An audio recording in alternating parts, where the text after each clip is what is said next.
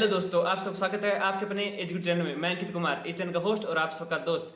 मैंने आप सबके लिए ऑल इंडिया के एग्रीकल्चर टॉपर्स के इंटरव्यू सीरीज स्टार्ट की है, जिसमें आपको लगातार आईसीआर, जेआरएफ, एसआरएफ और यूजी, पीजी, जेट, बीएचयू सभी एग्रीकल्चर कम्पिटिटिव एग्जाम के टॉपर से मिलवाता जा रहा हूँ। इस सीरीज में आपको एग्रीकल्चर सुपरवाइजर, AAO, AFO इसे आपको मिलवा चुका हूँ। और इस सीरीज में आज हमारे साथ है मिस्टर अमन दीप बिश्नोई जी। ये वर्तमान में आरआरबी के अंदर ऑफिसर हैं। तो आज इनसे जानेंगे कि इन्होंने इस एग्जाम को किस तरह क्रैक किया, कौन सी बुक्स पढ़ी, क्या प्रिपरेशन स्टडीज थी, पूरा A to Z इन्फॉर्मेशन मिल जाएगी। इसलिए इस वीडियो को पूरा लास्ट तक जरूर देखिएगा। और अगर एग्रीकल्चर स्टूडेंट है तो आप भी इस एग्जाम को आसानी से क्रैक कर सकते हैं, आप भी इस एग्जाम को दे सकते हैं। चलिए स्टार्ट करते हैं। और आगे बढ़ने से पहले अगर आप हमारे चैनल पहली बार विजिट कर रहे हैं तो एजी गुरु यूट्यूब चैनल को सब्सक्राइब कर लीजिए और बेल आइकन को ऑन कर लीजिए, ताकि आपको एग्रीकल्चर से रिलेटेड इस प्रकार के इंटरव्यूज और एग्रीकल्चर जॉब अपडेट सबसे पहले मिलती रहे। चलिए स्टार्ट करते हैं। सबसे पहले many Congress from my side and give me your introduction. Thank you. मेरा नाम अमनदीप बिश्नोई है। मैं राजस्थान में श्री गंगानगर का रहने वाला हूँ और मैंने हाल फिलहाल में अभी आरआरबी ग्रेड बी ऑफिसर में ऑल इंडिया रैंक फर्स्ट प्राप्त की है। ओके, बहुत अच्छा। मैं भी श्री गंगानगर जिले को, मेरे होम जिले से हैं। तो अब आप बताइए, आपने इस एग्जाम का प्रिपरेशन कब से स्टार्ट किया था, किस सेमेस्टर से? मैं 2 साल से इस एग्जाम की तैयारी कर रहा हूँ। वैसे मेरी ग्रेजुएशन जो है 2017 में मैंने बीएससी एग्रीकल्चर स्वामी केशवानंद राजस्थान एग्रीकल्चर यूनिवर्सिटी से की। उसके बाद से मैं लगातार एएफओ की प्रिपरेशन कर रहा था। तो इसी बीच मैं एएफओ के एग्जाम देता रहा। इंटरव्यू तक मैं हर बार पहुंचता हूँ, बट फाइनल सिलेक्शन से मैं कभी 0.25 से और कभी 1 मार्क्स से रह जाता था। उसके बाद मैंने 2 बार इंटरव्यूज तक पहुंचने के बाद मैंने सोचा कि क्यों ना थोड़ी अर्निंग के लिए थोड़ी जॉब स्टार्ट करते हैं। उसके बाद मैंने फर्टिलाइजर कंपनी में जॉब की, और क्योंकि इसके लिए हमें 2 साल का एक्सपीरियंस भी चाहिए होता है एग्जाम के लिए, तो उसके बाद मैंने फर्टिलाइजर कंपनी में एज एन एग्रीकल्चर ऑफिसर 2 से 3 साल तक वर्क किया, और इसी बीच मैं ये एग्जाम भी देता रहा। तो प्रीवियस ईयर के एग्जाम में तो मैं रिजर्व लिस्ट में था, जो भी मेरी क्लियर हो गई थी। और इस साल जो एग्जाम हुआ इसी में भी मैंने ऑल इंडिया टॉप किया और फर्स्ट रैंक प्राप्त की आरआरबी ग्रेड बी ऑफिसर। और इसी बीच मेरा एसएससी में सिलेक्शन पोस्ट में हॉर्टिकल्चर सेक्शन हॉर्टिकल्चर ऑफिसर पे भी सिलेक्शन हो चुका है।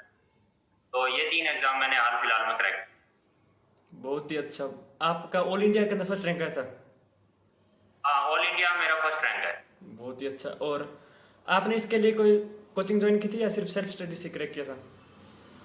पहले चंडीगढ़ के एग्जाम से मैंने वहाँ पे कुछ टाइम के लिए प्रिपरेशन की। उसके बाद जब मैंने जॉब स्टार्ट की तो उसके बाद उनसे मैंने ऑनलाइन कोर्स ले लिया था, और मैथ रीजनिंग मेरी शुरू से ही थोड़ी अच्छी थी, तो उस वजह से मुझे उस सब्जेक्ट को इतना टाइम नहीं देना पड़ा। और एग्रीकल्चर मैंने उनकी के बेसिस पे एग्रीकल्चर और करंट अफेयर तैयार कर ली, और कुछ जो एस्पेक्ट थे एग्रीकल्चर के या फाइनेंशियल अवेयरनेस के, जो कि एग्जाम का एक पार्ट है, तो वो मैंने जैसे डेली न्यूज़पेपर वगैरह रीड करता था उसी से नोट किए और उसी के बेसिस पे।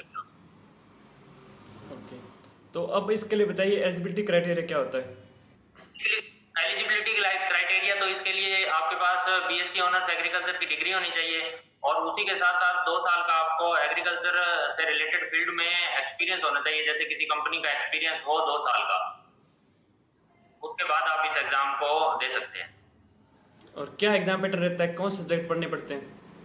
इसके अंदर टोटल 6 सब्जेक्ट्स रहते हैं, जैसे क्वांट, रीजनिंग, इंग्लिश या हिंदी में से एक जो आप चूज करना चाहो, और कंप्यूटर, और फाइनेंशियल अवेयरनेस जिसको बैंकिंग अवेयरनेस भी बोला जाता है, और उसके साथ साथ एग्रीकल्चर। बढ़िया। तो इसका एक एग्जाम होता है, 2 एग्जाम, इंटरव्यू, क्या पैटर्न रहता है सब? एग्जाम होता है, उसके बाद इंटरव्यू होता है। क्या क्या इसका वेटेज रहता है? सेक्शनल कट ऑफ भी रहती है और ओवरऑल कट ऑफ भी जाती है इसकी। मतलब कितना वेटेज रहता है मेन एग्जाम का, और इंटरव्यू के लिए कितने मार्क्स चाहिए होते हैं? 80 का रेशियो रहता है इसका, 80% रिटन का और 20% इंटरव्यू। तो ये आईपीएस एफओ और इसका आईपीएस आरआरबी में क्या मेन डिफरेंस होता है?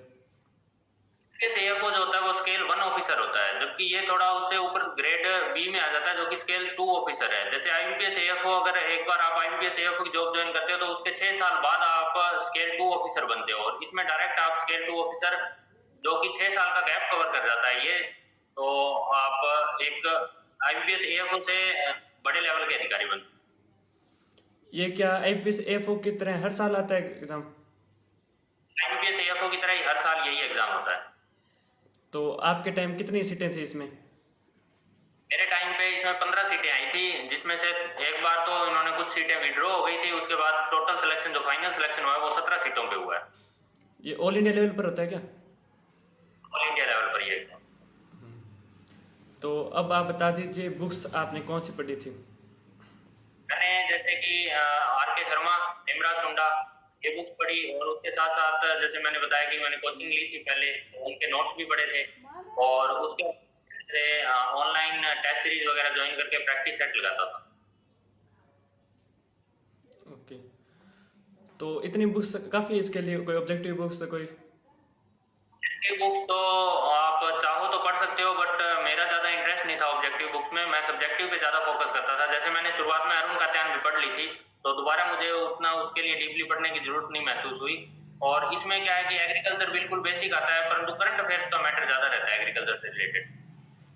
तो आपको एग्रीकल्चर से रिलेटेड करंट अफेयर तो जो है डेली या तो आप न्यूज में पढ़िए, या जैसे इस ईयर का एग्जाम देखिए, तो आप कर सकते हो। तो एग्रीकल्चर बजट देखना इसके लिए मोस्ट इम्पोर्टेंट है, उसमें से आपके काफी में से आ जाते हैं। ओके। और एग्रीकल्चर के अलावा अदर सब्जेक्ट के बुक्स कौन से पढ़ें? सब्जेक्ट के लिए जैसे क्वांट रीजनिंग वगैरह के लिए किरण प्रकाशन की एक बुक आती है, वो पढ़ सकते हो आप। कंप्यूटर के लिए आर्यन लूसेंट में से आप पढ़ सकते हो। फाइनेंशियल या बैंकिंग अवेयरनेस के लिए आप यूट्यूब पर विभिन्न प्रकार के चैनल्स हैं, तो आप उनको फॉलो कर सकते हो। फाइनेंशियल अवेयरनेस के लिए मैं कई चैनल फॉलो करता था, द हिंदू न्यूज़पेपर भी पढ़ता था। ओके। तो अब आप बताइए जॉब वर्क के बारे में, क्या इसका वर्क होता है? इसका वर्क एज ए आप स्केल 2 मैनेजर बैठते हैं। अगर आपकी ब्रांच स्केल 3 या स्केल 4 की है तो आप डिप्टी मैनेजर के नाम से वहाँ पे बैठे हो। अगर आपकी ब्रांच 2 की है तो आप एज एन ब्रांच हेड वहाँ पे हैंडल करते हैं। और उसके अलावा आपकी फील्ड जॉब भी होती है, आपको जैसे लोन पास वगैरह करने पड़ते हैं। जैसे जो भी लोन होता है 3.5 लाख से ऊपर रुपए पे जितने भी लोन आते हैं, वो एज एन आरआरबी जो स्केल 2 एग्रीकल्चर ऑफिसर होता है, वही उस लोन को सैंक्शन कर सकता है, वही उस लोन को पास कर सकता है। और उसके अलावा आपको रिकवरी वगैरह के लिए भी जाना पड़ता है। और अदर जो है जनरल बैंकिंग का काम भी आपको संभालना पड़ सकता है। जैसे ब्रांच अगर आपको हैंडओवर कर दी जाती है तो आपको पूरी ब्रांच भी हैंडल करनी। ओके। तो इसमें आपको रीजनल रूरल बैंक के अंदर जॉब मिलती है, और एफओ के अंदर जैसे वो बैंक हो गए सरकारी पीन भी हो गया उसके अंदर, तो आपका एक मतलब बैंक के अंदर एफओ और एफ ये आपका आरआरबी का हो सकता है क्या ज्वाइनिंग? हाँ नहीं, जो है आरआरबी जो है वो रीजनल रूरल बैंक है। जो हम जैसे किसी भी बैंक के आगे जैसे ग्रामीण बैंक लगा हुआ होता है, हमारे को उसी बैंक में पोस्टिंग मिलेगी। लेकिन जो नेशनलाइज बैंक है, जैसे किसी को अलॉट हो गया तो उसको वो नेशनलाइज बैंक में ही रहेगा। परंतु अभी गवर्नमेंट की पॉलिसी चल रही है, इनको जो आरआरबी है इनको नाबार्ड में मर्ज करने की पॉलिसी अभी चल रही है। तो मे भी अगर ये नाबार्ड में मर्ज हो जाते हैं तो उसके बाद आरआरबी भी नेशनलाइज हो जाएगा। उसके बाद कहीं भी आप किसी भी तरह से। और इसके अंदर होम स्टेट के अंदर ज्वाइनिंग मिलती है, और आपको कौन से मतलब कहाँ पर मिली हो ज्वाइनिंग? नहीं, होम स्टेट मिलती है। मैं हाल फिलहाल में महाराष्ट्र में। अगर आपके पास राजस्थान में, जैसे इस साल राजस्थान में सीटें नहीं थी, अगर राजस्थान में सीटें होती तो आपको होम स्टेट में मिल जाता है। परंतु इस साल सीटें ना होने की वजह से आप मुझे राजस्थान नहीं मिला, महाराष्ट्र मिला। और प्रमोशन का क्या रहता है? प्रमोशन कितने टाइम बाद होता है? अगर आप एग्जाम दो तो 3 साल बाद हो जाता है, और अगर आप एग्जाम ना दो, वेट करो, तो 6 साल बाद प्रमोशन होता है। और जेआईबी सीआईबी 2 एग्जाम्स होते हैं इसमें बैंकिंग के। अगर आप वो देते हो तो उसमें हर साल आपको 5% एक्स्ट्रा इंक्रीमेंट वगैरह मिल जाता है। तो अब आप बताइए मेन पॉइंट, सैलरी कितना रहता है? तो है स्केल 2 ऑफिसर की देखी जाए तो ग्रोथ जो है 85,000 मिलती है, जिसमें से आपको इन हैंड 70 प्लस सैलरी मिल जाती है। और 2 साल का तक प्रमोशन होता है, प्रोबेशन पीरियड में होता है क्या, या डायरेक्ट मतलब? पीरियड होता है जिसमें आपको बॉन्ड भी भरना पड़ता है। हर बैंक का डिफरेंट डिफरेंट बॉन्ड होता है। जैसे मेरा 2 लाख रुपए का बॉन्ड है, अगर मैं 2 साल के अंदर बैंक को छोड़ता हूँ तो मुझे 2 लाख रुपए प्लस जो जीएसटी वगैरह और 1 महीने की सैलरी उनको पे करनी पड़ेगी। और किसी बैंक का अलग अलग होता है, किसी का 3 लाख भी होता है, किसी का 1 लाख भी होता है, किसी का 1.5 लाख भी होता है। वो अलग अलग बैंक पर डिपेंड करता है। तो सैलरी कितने टाइम बाद बढ़ती है, मतलब आगे आने वाले टाइम में आप कितनी हो जाएगी सैलरी? सैलरी का हर साल 10% का इंक्रीमेंट लगता है इसमें। तो अब आप कितनी सैलरी है? सैलरी मुझे अभी जो है ग्रोस 85,000 मिल रही है, जो कि जिसमें टैक्स है, डिडक्शंस, अदर डिडक्शंस भी है, पीपीएफ भी है और अदर्स भी है, तो हाउस अलाउंसेज और जो भी अदर अलाउंसेज है वो मिला के मुझे इन हैंड 70,000 रुपए से ऊपर सैलरी मिलेगी। बाकी आपके वर्क होता है, जैसे आपको अगर डेपुटेशन पे कहीं भेज दिया जाए या आप कहीं और जा रहे हो तो उसके टीए अलाउंसेज वगैरह वो तो ऐड होते ही रहते हैं, वो अलग बात है। वो होता है या जाना होता है तो वो अलाउंसेज। ओके। तो आपने इस एग्ज़ाम के अलावा कौन से एग्रीकल्चर कम्पिटिटिव एग्ज़ाम दिए अदर? मैंने इसके अलावा किया था, मेरा हुआ था कर्नाटका में नेशनल कॉर्पोरेशन ये के जो एग्रीकल्चर ट्रेनिंग होता है उसको, बट मैंने वो ज्वाइन नहीं किया। और उसके अलावा तो मैंने ए को दिया था, इस बार भी ए को इंटरव्यू दिया हुआ है मेरा। और इसके अलावा जैसे मैंने पहले बताया, मेरा एसएस सेक्शन हॉर्टिकल्चर ऑफिसर का एग्जाम भी क्रैक हो चुका है, इसके लिए मैंने डॉक्यूमेंट भेजे हुए हैं। तो ये 3 एग्जाम हाल फिलहाल में क्रैक। राजस्थान डब्ल्यू है, राजस्थान एग्रीकल्चर सुपरवाइजर है, ये भी एग्जाम मैंने दिए थे पठानकोट टीम में। ओके। तो आपको तो बीएससी एग्रीकल्चर करने के बाद ये जॉब मिल गई, तो आप ये बताइए, बहुत सारे स्टूडेंट्स होते हैं थर्ड ईयर के अंदर, फोर्थ ईयर के अंदर, तो वो बहुत कन्फ्यूजन रहता है कि हम गवर्नमेंट जॉब्स की तरफ जाएं या प्राइवेट प्लेसमेंट की तरफ जाएं या मतलब कुछ और करें, अपना और करें।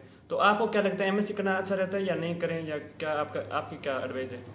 टीचिंग लाइन में जाना हो या जो स्टूडेंट रिसर्च लाइन में अपना करियर बनाना चाहता है, वह स्टूडेंट को एमएससी कर सकता है। अगर किसी स्टूडेंट को एमएससी करने के बाद भी यही सोचना है कि मुझे जॉब ही करनी है, अदर अदर जॉब करनी है, तो उसको मेरे अकॉर्डिंग पहले से ही अपनी जो है टारगेट तैयार कर लेना चाहिए कि मुझे इस फील्ड में जाना है। अगर आपको बैंकिंग फील्ड में जाना है तो आपको एमएससी करने की जरूरत नहीं है, बैंकिंग सेक्टर आपको ग्रेजुएशन के बेसिस पर ही मिल जाएगा। और अगर आपको प्राइवेट जॉब भी ज्वाइन करनी है तो भी आपको एमएससी की जरूरत नहीं है, आप बीएससी के बाद ही जॉब ज्वाइन कर लीजिए, क्योंकि आप 2 साल एमएससी कंटिन्यू करोगे, उसके बाद जॉब ज्वाइन करोगे तो 2 साल में आपका इतना एक्सपीरियंस हो जाएगा कि आप प्राइवेट सेक्टर में भी एक अच्छे लेवल पर जा सकते हो। तो आपने इतने एग्जाम क्रैक किए हैं, तो इसके पीछे आपका मोटिवेशन क्या रहता है? आप खुद को मोटिवेट कैसे रखते हैं?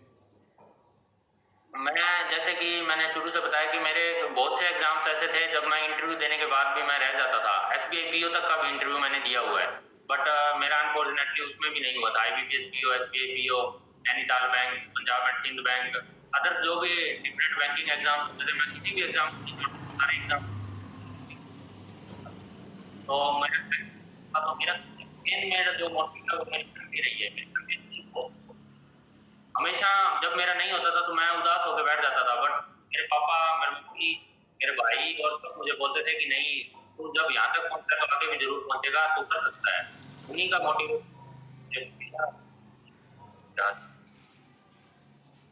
ओके।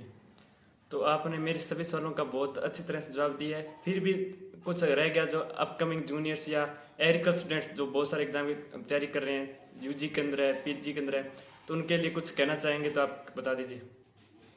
हाँ, सबसे पहले ये बहुत आपने जो गुरु के नाम से आपने जो यूट्यूब चैनल और जो इंस्टाग्राम पर और जो ये स्टार्ट किया हुआ है, ये बहुत ही अच्छा पर्सपेक्टिव है।